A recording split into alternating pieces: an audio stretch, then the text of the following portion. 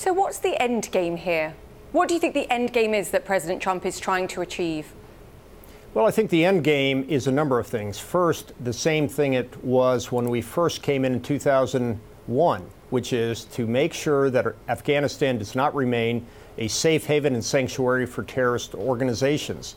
We've been successful in that regard. But before we leave, we want to leave behind a stable Afghani government and a military that can defend its own territory and not depend on outside assistance to do that.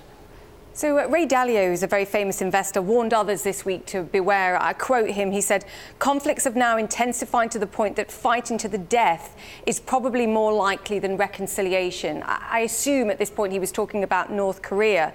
Do you share his fears on this issue?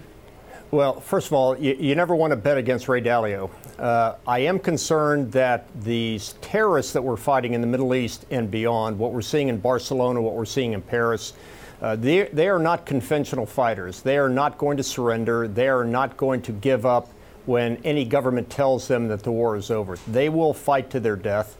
And it's not simply in Iraq and Afghanistan. It's around the world. I think we're going to see more of this, and we just need to be prepared and ready to handle it.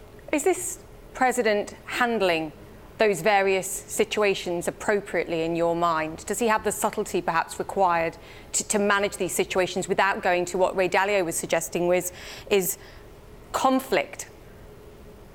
Well, I think if you take a look at what he has done since he's come in, regardless of your view on his style, he sent a very, very strong message to North Korea that he will not allow them to bully the United States, and they seem to have backed off. He sent that same message to Iran when they started testing the United States in January with their speedboats, and they've backed off. Obviously, Syria continued to use chemical weapons. The United States used cruise missiles against them. They backed off. So at the largest sense, I think what you're seeing is a president that uses conventional deterrence methods to make sure that the homeland is safe and that the Americans are secured. As regards terrorism, we'll see if he has a different style in fighting terrorism than his predecessors. So far, it looks quite similar.